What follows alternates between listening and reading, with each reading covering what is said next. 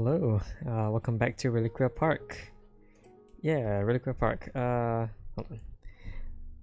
I think we finished the 5 worlds, didn't we? We've already finished the initial 5 worlds. Which means we have the access codes to all 5 of these. Well, not all 5 of those, but all 5 monolith fragments. And I can key all of them in, and I think by keying all of them in, I should be able to go left and right. So let's see if we can fill that up. Alright, so going back to my text here, huge spoilers, or not spoilers, but spoilers have been there for the entire series. So if you haven't gotten you're just looking at this right now here, all the memorial codes will be shown. First one is the Totem World, 09 plus bolt 7, 0, 9 plus bolt 7. That's a monolith fragment for the totem. Next we have the monolith for the spires, which is bolt 1, bolt plus 0. Bolt 1, bolt plus 0. These are actually numbers instead. Like if you look at this carefully, this is a 5. Because if you go in order 0, 1, 2, 3, 4, 5, 6, 7, 8, 9, 10, or 0. And if you look at it, it somewhat resembles it. Just an interesting fact here. This is a 0 clear, this is a 1 clear. This has 2 prongs, so it's counted as a 2. It's a triangle, therefore 3. This has 4 things sticking out of it, so it's 4. This is an S, which looks like a 5. This one is a 6. I can't see the resemblance, but it's the only one that fits. This looks like a reverse 7. This looks like an 8 without the middle stroke. This is clearly a 9, and that's a 0. So yeah, that is how we got all our numbers from. But I still like to call them by what I see. Spire. Alright, next is after Spire is the Shard Memorial. Triangle, triangle, triangle, 9 bolt. Okay. Triangle. Triangle is 3. Triangle, 9 bolt. That's the Shard Memorial.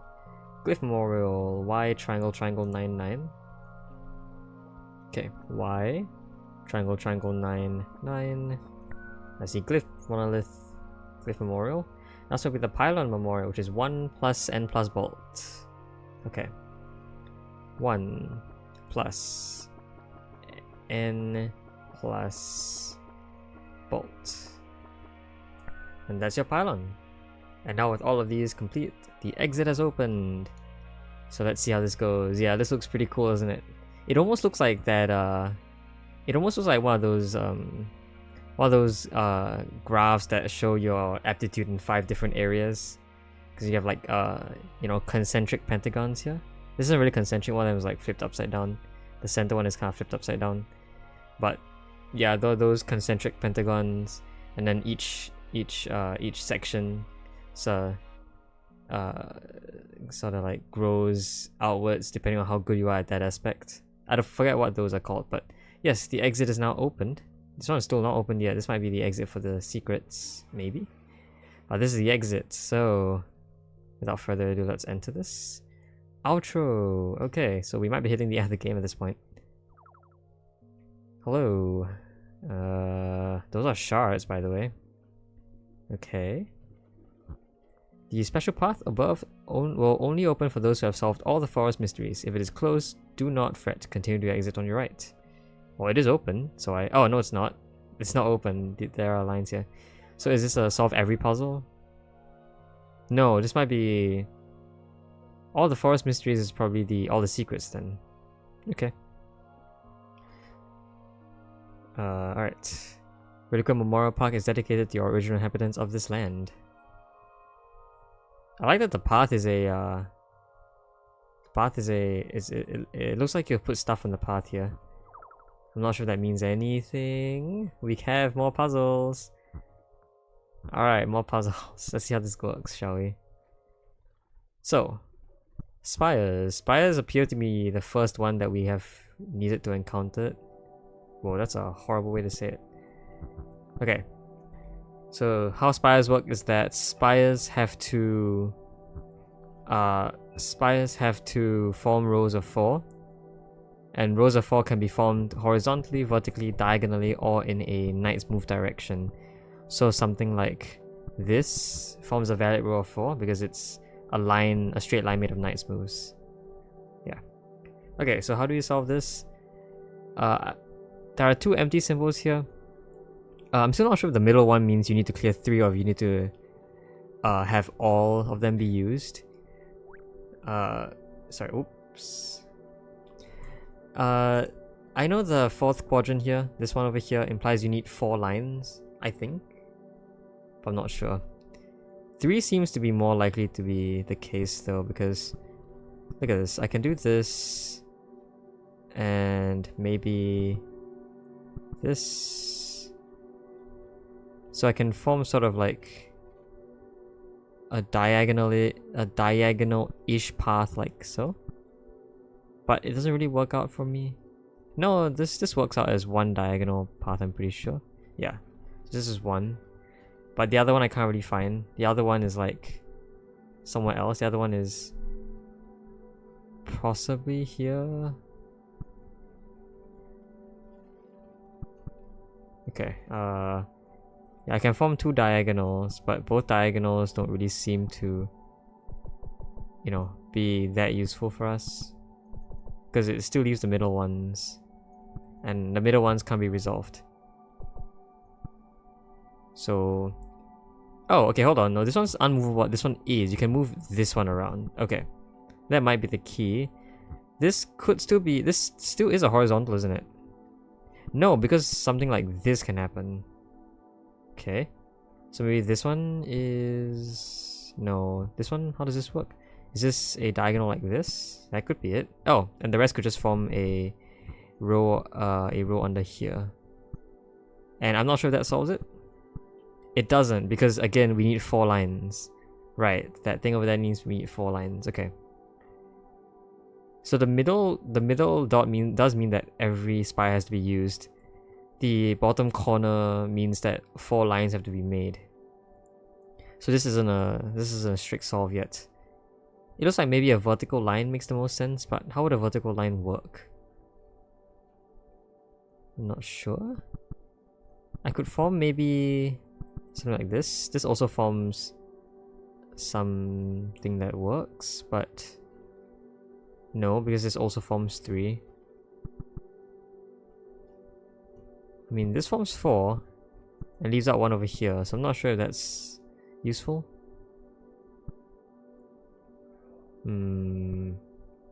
Are these 2 lines what I want right now? Because this one, can this form anything that... it can't form a vertical, clearly, because its column only has 3 spires. A horizontal is plausible. A diagonal is plausible here, but...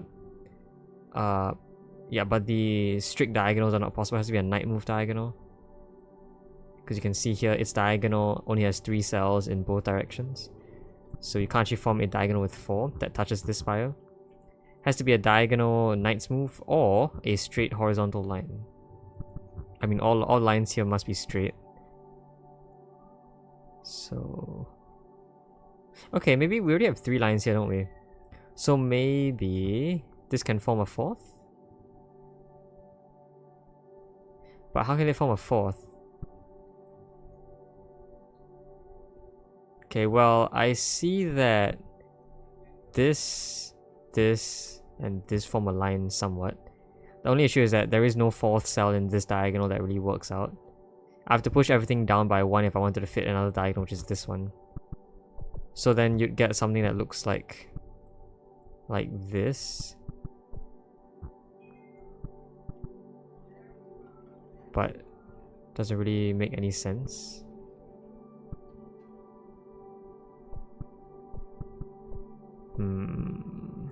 How do you make 4 lines? We have, how many do we have here? We have 10, right? 10 with 4 lines implies how many intersections? Well, 4 lines with 10 is it 4 lines 16? 16 total spires used, but with only 10, it requires 6 intersections. Then how do you make 6 intersections with 4 lines? That doesn't feel plausible. 3 is fine because 3 is 3 lines makes 12, and 12, and we know a line of 5 doesn't count as 2, right? I think we checked that. A line of 5 should not count as 2. So let's try setting this up again. So this is the diagonal. And then we have a straight line here. I can form this, but this isn't this long 5 long diagonal does not count as 2. It shouldn't count as 2. Okay, but I can see that we do have a diagonal going like this though. So maybe there is something else I can do there. But yeah, see, this doesn't count as 4. But a diagonal like that does seem like an interesting idea.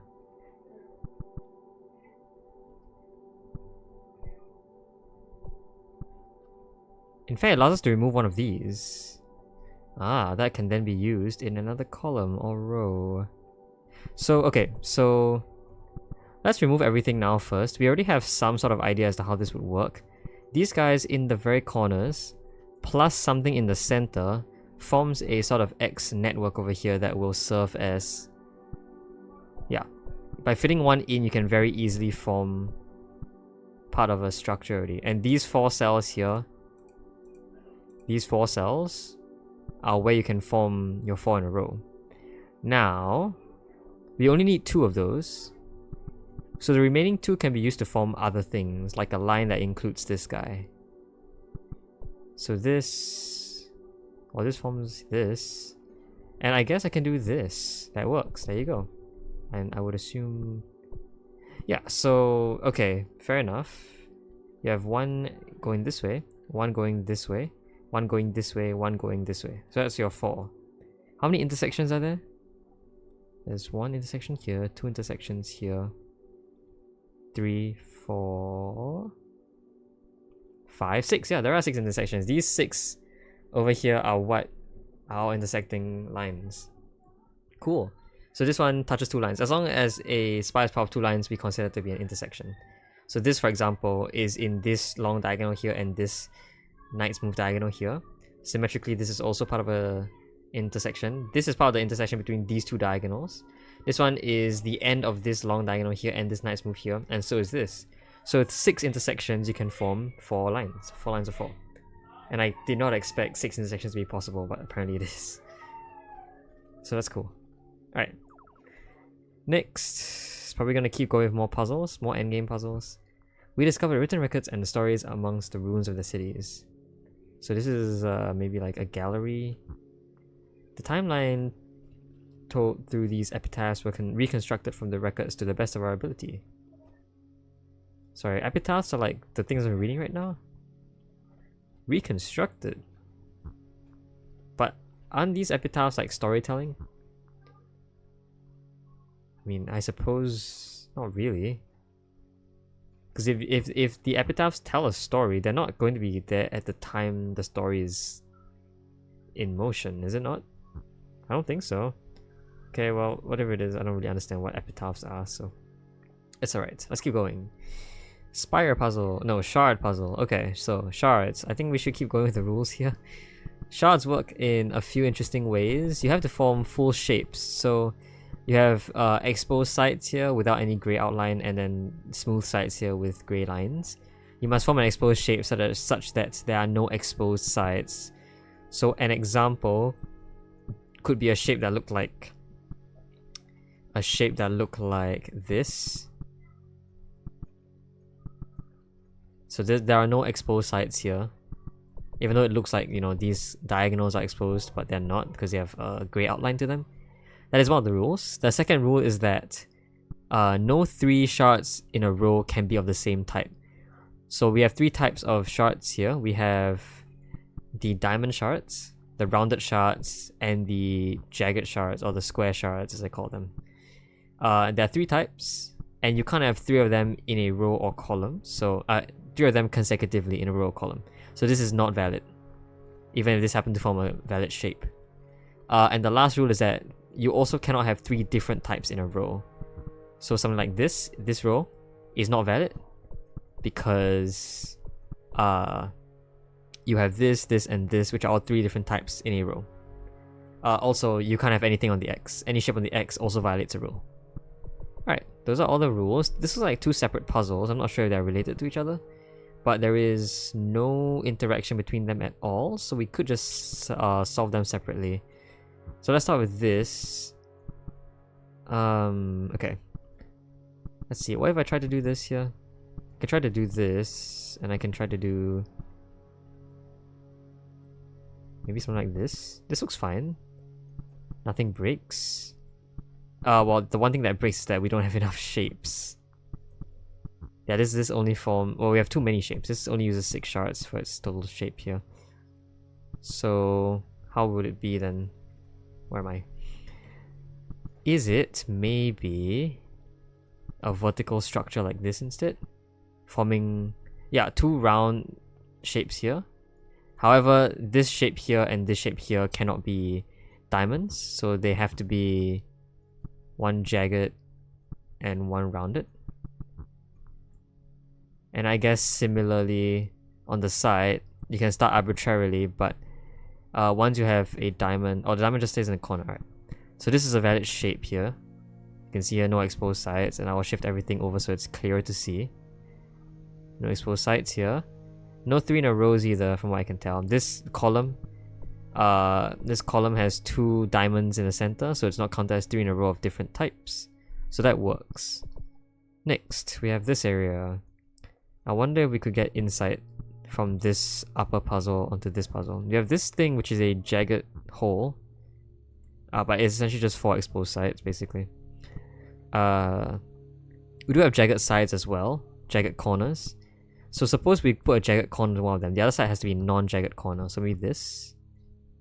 Yeah, so something like this sort of a shape might work. The issue is that you get a lot of exposed sides that can't be fixed. Like for example, if you did this, these have to connect to each other, so do these, and I feel like I can probably just resolve that by doing this. That solves the puzzle. Alright, that was just a random guess that I made, but that does solve it. So yeah, once again, this one is rounded, jagged, rounded, so that's fine. This is jagged, rounded, jagged. This is okay. And I'm assuming everything from here on out is just the same. Okay, cool. Yeah, nothing too hard about this puzzle in comparison to the previous one. The relics used in our exhibits are inspired by the original relics from the stories. Wait, relics? Were those relics? I guess they might have been. We named our gardens after the names of some inhabitants we found in the records. Named? Oh! I didn't know the glyphs that we used up top. Not glyphs. I didn't know that the symbols that we used up top were names. Interesting. Okay, this is totems. So totems are chess pieces actually, if you didn't know about them. We have the epsilon. I called it an epsilon. It's actually a king, so nothing can be... Basically, each of these chess pieces have to not see each other. This king can't see each other. This king can't see anything within 3 around it. Within a 3 by 3 around it. Then we have the... I kind of forgot which symbol is which, so I gotta go look it properly. After the king, we have the triangle piece, which is this one. It's not really a triangle, but it tapers to the top, so I call it a triangle. That would be a rook, so it can't see anything orthogonally, so it can't see anything to left and right. Even though it would, you know, it would copy the symbol of a bishop a lot more closely. It acts as a rook. Then we have the bishop, which is the fern. The fern over here, that is acting as a bishop, so it can't see anything diagonally. Afterwards, we have the DNA. The DNA is this, which acts as a queen, so it can't see anything in the direction of a rook and a bishop, so nothing or orthogonally or diagonally. I'm not sure if it counts these as part of it. I think it does. It's not allowed to see any of these as well. Then we have chains. Sorry, no, lightning. Lightning are knights, so they can't see anything within a knight's move. So this would see the DNA here and the fern here, so it fails. Then we have chain. Chains are special. Chains are chain ones almost always come in pairs, and whenever they come in pairs, the cell that is sort of seen in the same row and column as each of them. So this cell, for example, because it is in the same column as one and same row as the other, sort of that intersection point, it basically produces a king in that area. This doesn't really follow the chess piece of any kind, but I guess it's just an extra piece that just exists. It basically places a king wherever it intersects. So there's a king here, and there's a king here. And finally, snakes. Snakes are the copiers. They basically copy the type of anything they touch. If they're adjacent to a king, they act as a king and therefore fail. Essentially here, this cannot touch a king. Yeah, that's it. Okay, so let's try and solve this one. I feel like the totems, not totems, the chains are what I want to use the most. Because, wow, the chains are going to be placing a king here. And nothing can be within the range of a king. Well, let's talk about this then. Because this king and this snake can't touch each other at all. But we're going to have a king in one of these cells caused by the intersection of the chains, right? So is it not forced that wherever the king is, because two pieces can't be both in this 2x2, then the only place the snake can go is here. The only place the king can go is here, and the only place the other king can go is here. Otherwise, there would be some sort of interaction. I believe so. So, if this is the intersection point for the king, then clearly, this chain must exist somewhere in this column, and this chain must exist somewhere in this row. Okay. This still doesn't tell us where the king will be here, but the rook tells us. The rook tells us that, well, I can always put the box diagonally across the rook, so those can exist within the same 2x2, which means that the king cannot exist in any of these 4 squares. Okay. Next we have the queen. I think is the more important one. Now that we know that there exists a king here, the queen must not be in this row. It must be in this column. And therefore the knight must be in this column because it can't be in the path of the queen. The same goes horizontally, although we're not entirely sure about that yet because this chain could be anywhere. The knight, however, can't be within the rook's range or the bishop's, but the bishop is a bit weird of a piece. Right now the bishop doesn't see anything. The only place where it might be an issue is here. So these 3 cells are fine right now. These 2 are potentially a dangerous spot wherever the queen might be in this column, because they see each other diagonally. So for safety, let's just put the fern here. That actually does hinder the position of this guy. So let's do that. The knight probably has to go up then. Okay, this looks almost like something good. The queen doesn't see anything. The king will be here.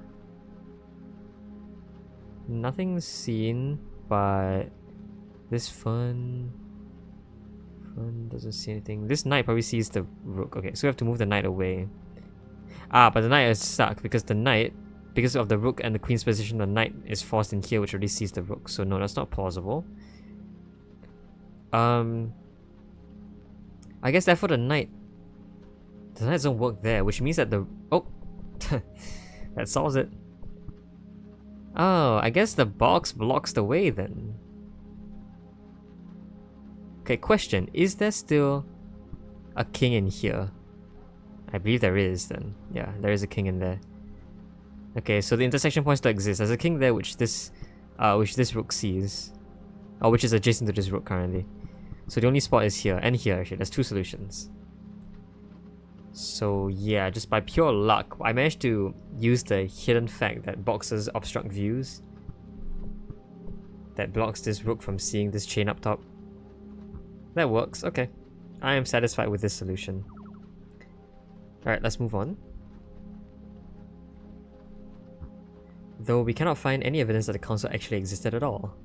They just left at some point. In each of these stories, they did leave. The notion of the council is a recurring theme in the history. We can only speculate what the council represented to the inhabitants here. Perhaps some gods, maybe? Alright, glyphs.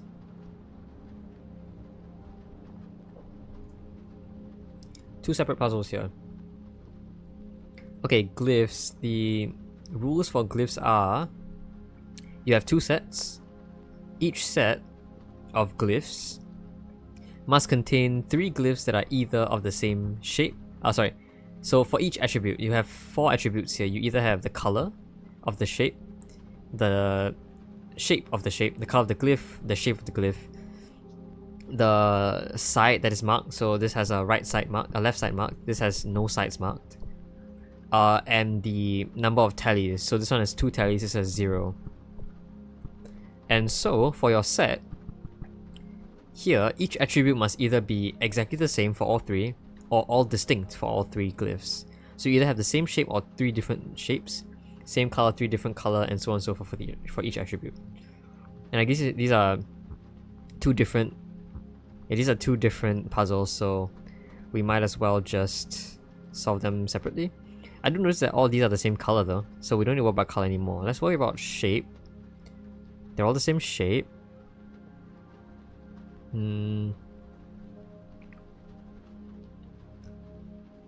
Okay, as for shape, it doesn't work because... Well, yeah, okay, the same shape doesn't work because if you see each of the same shape, right? They will always have 2 blanks and 1 non-blank for the sides.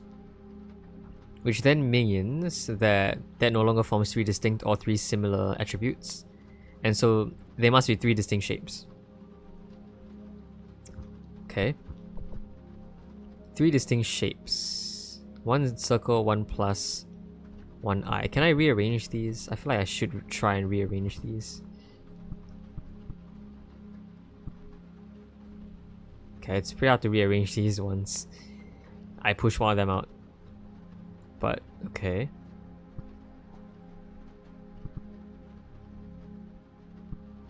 Let's see if I can at least try to arrange these by shape. It's a bit tough to arrange by shape, so let's not. And I think we can try and do is... we need sides, so... You either have 3 empties, or... You either have 3 of the same size, so 3 empties, 3 lefts, and 3 rights, or 1 of each. Okay, if we did 1 of each, there is only 1 left side, which is this. We now need a blank, circle, and right plus, or a blank plus and a right circle. I think I found my solution. This one, and this one. Okay. So... just by staring, I think I found the solution. This is 1 of each shape, 1 of each side, 1 of each number, and the same color. So this should be it. And you can see the background of the purple squares here do light up when you form a valid set. So I think we found a valid set here. Okay, next one. So this is even more things to worry about. So by same color, does this work? Do any of these work by same color? No, this has 2 rights, 2 lefts and 1 right, 2 lefts and 1 blank, 2 blanks and 1 right. So none of these work by same color. So it's 3 distinct color. What about by shape? No, this is 2. Okay, these are distinct shapes as well because each of these have 2 of the same side and 1 of different side. Distinct colors and distinct shapes. How are we gonna work with this? By number? No. Because there are 3 of these, each circle has a 2 on it. If the numbers are the same, it doesn't work, right? Because you either have 3 2s or 3 blanks, 3 zeros.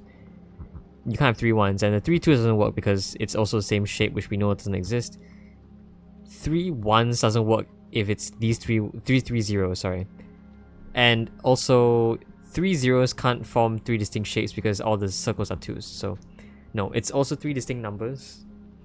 What about sides? We have 4 lefts, but no left for plus. We have no blanks, so yeah, we have no blanks for the eyes, and we have no rights for the circles. So what that means is that you also can't form 3 distinct shapes and the same side. So it must be 3 distinct sides as well. It's distinct everything at this point. Okay, distinct everything means we need a distinct 1. And a distinct 1 clearly means we need a plus, because the plus are the only thing that contain 1. That means that after that, we need one of the blank eyes. Okay, and then we need a circle.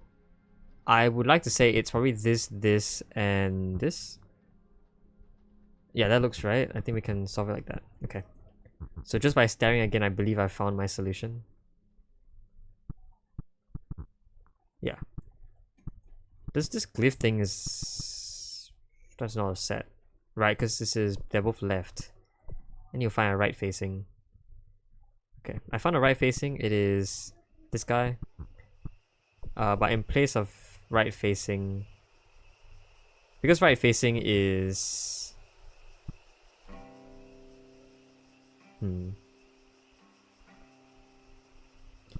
Right facing... No, I don't think right facing works. Maybe a blank one? Yeah, a blank eye, a grey eye, is left facing. Then we could use a right facing... no. Okay, I'm not sure what I want here. Okay. I mean, there can't be too many combinations. There are really a bunch that I've already resolved. I already deduced that I need each of them to be different of some kind, so... Okay, let's take a look at the right facing, because we only have 2 of those. Right? We only have this plus. We only have the plus or the eye like this. So I guess we should try which one works, right? So suppose I try this eye, this right side eye.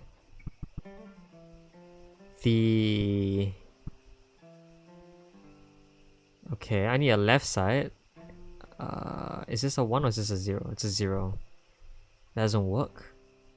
So, okay, the plus needs to be... This doesn't work because the circle is always a 2, right? So the 1 has to be for the plus. And either this 1 over here is the same color, and this one is the same side. So in both cases, that doesn't work. Meaning that the only other choice here would be the grey plus here, that's a 1. And now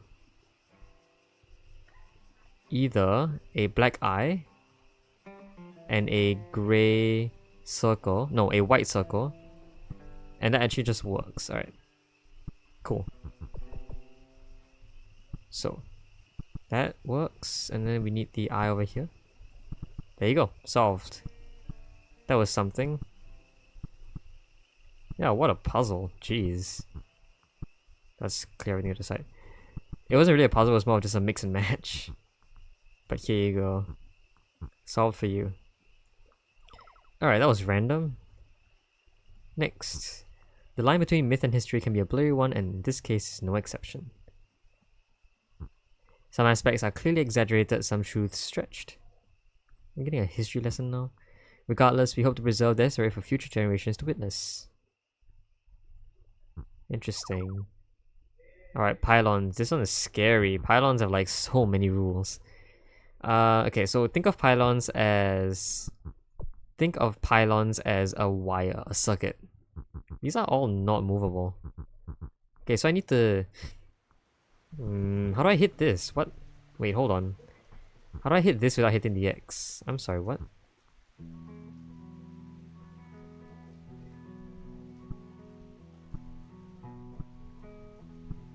Oh, right, these block, right. Once they hit, they just take it, and then...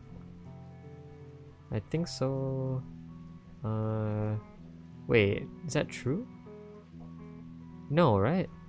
How do I hit this X without hitting anything else? Because... Are these just receivers? I feel like they're bulbs. Signals pass through them, don't they? Okay, I guess we'll figure this out later. Whoa. Okay, so a lot of symbols here. Think of pylons as a form of wiring. You have a source here which produces a source of signal. Not really wiring, but signal. And our goal is to fill all receivers. So the receiver here, receiver there. We also have to fill this bulb over here. This is a must fill. Okay, so those are the main components. We also have this, a bending component. This one turns left, so it rotates the incoming signal by 90 degrees anti-clockwise. We have this symbol here, which is a reflector. It reflects any symbol that hits it, any signal that hits it. We have branching, which sends a signal to the inputs directly to the left and right of its incoming direction. And then we have portals here. Whatever goes in here comes out on the other side of the portal in the same direction. And finally, we have this thing over here. This is a special one. This is a... I forgot what you're called. Well, whatever it is you're called, you bend things that hit corners. So if they hit your corner, you bend it away. But if it hits you straight on, then the signal just passes through. Okay, yeah, so it kind of looks like what the symbol is on top. Alright, so we gotta form a full circuit here that fills all receivers and somehow hits the bulb without hitting the X. X's are not to be hit. So this fails. Okay, let's see. What happens if I try to hit a bulb? So let's say I try and hit the bulb like this. See, that hits the bulb, but you can see one of the rules lights stops lighting up, which is the X's. How in the world am I supposed to hit the bulb without hitting the X? It's either a horizontal like this or a vertical like this. Correct? This goes from a 6 to a 3, so... Yeah, how? What if I hit you from somewhere else? Like, let's say a branch like this, leading to a bend upwards. So similarly, this goes down, bends left and right. The rightwards goes upwards, takes the bending path and goes through here. It goes through the X and hits here, which is why the top one lights up but not the bottom, because the bottom is for the X's. But how in the world are we supposed to hit the bulb then? I don't see any way we can, unless we can somehow move these around, which we can't?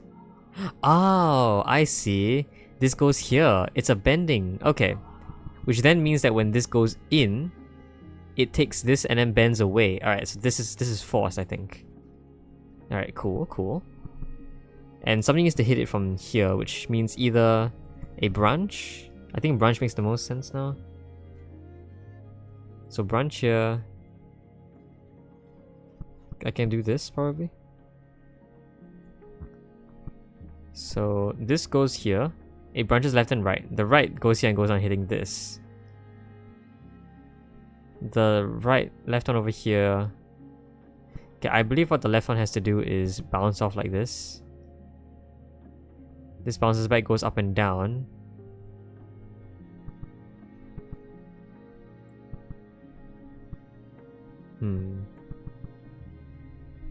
Not sure. It needs to take the branch more than once, by the way, because if it doesn't take the branch more than once, you can only really split into 2 paths, but there are 3 receivers, so you need 3 paths, which means you need to branch twice. Okay. So if one of the branch happens to bounce back where it came from, it will branch up and down now. Does that make any sense? I suppose it will always branch up and down. The reason why is because... well, that's not true. You could theoretically get something to bounce in more interesting ways. Okay, so if I place one of these here, where does it go? Does it go down? Goes here. This is a 9 o'clock, so it goes to the 6 o'clock, so it goes down here, and it goes down here, which lights this up. However, if I placed a reflection, which I can, the reflection, doesn't the reflection go back? It does go back. It goes back and goes up and down, but that isn't very helpful.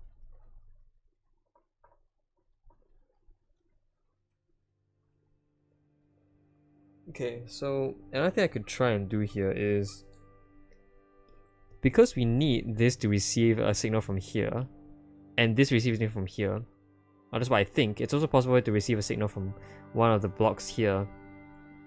Maybe what I could try is a branching down there instead. And instead one of these guys here. So this goes here, this goes here, this goes here, this branches. If I branch up like this, you get this to show up. Okay, the problem is that the other branch now is going leftwards. Okay, if I then... Ah, my goodness, this is really impossible to navigate. If I then bounced it back on itself, it will go up and down. The downward I can easily solve. The thing that can't be easily solved is how to get one of them here. And I can just push everything to the right. If I push these two to the right, we saw that using this signal, I can prove that there is a signal going down here, right? And if I pushed this two to the right, the signal should go down into here, which hits this. Yes. There you go. That solves the puzzle. Alright, some interesting trickery here, but one of them goes right, goes down, and branches. The left branch takes the portal and goes here, so that works. The right branch goes here, bounces back, and because it splits left and right, it goes up and down instead. The downward beam hits this, the leftward beam goes up, bounces off, and goes here. It takes a counterclockwise turn down to the portal and comes out of this portal, going to here. So yeah, that solves the puzzle. Alright, okay. Wow. Oh no, okay, this isn't a puzzle. This looked like it could have been a puzzle, but it's not. Okay. Thank you for visiting a Reliquia Memorial Park. We hope that your time in this exhibition was enjoyable. Please take care on your way out. Right, so yeah, we have all 5 special things here. And in the middle we have the boxes that sell out everything. Cool. And that's it. And that's it. And I believe this is... Well, there's something up there. But I think that's the way we first started our journey. Is this the exit now? This could be the exit? Wait, or am I just going backwards? Oh, never mind. This is the final test before the forest opens up to you. Wait, no, this is the backwards one, right? If I solve this... Oh no, this is solved. If this is solved, this is solved. Yeah, but it doesn't open up this because I'm going backwards now. If I unsolve everything, does something happen? No. Is there another solution? I don't think there is. I think we logically prove there's only one solution in this one. Okay. Oh, I guess we're going back now. We're leaving the park. Sure. Yeah. These are all information that we've read when we first came into the puzzle. Right. Yeah. Interesting. Interesting we're going back on ourselves here. It's almost like a remembrance thing.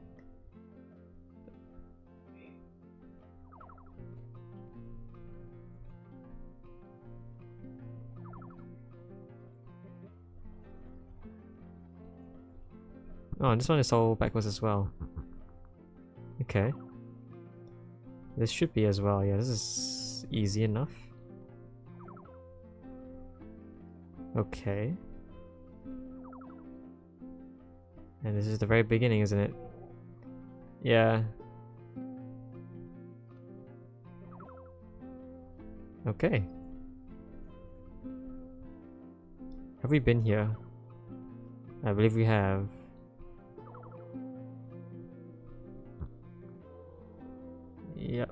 Well, oh, wait. Is this off limits? The end. Thanks for visiting Reliquia Park. See you next time. Oh, that's so cool. Also, we have more. Credits. Nice. Okay. Thanks to my playtesters. Should I try reading this? Cymatic?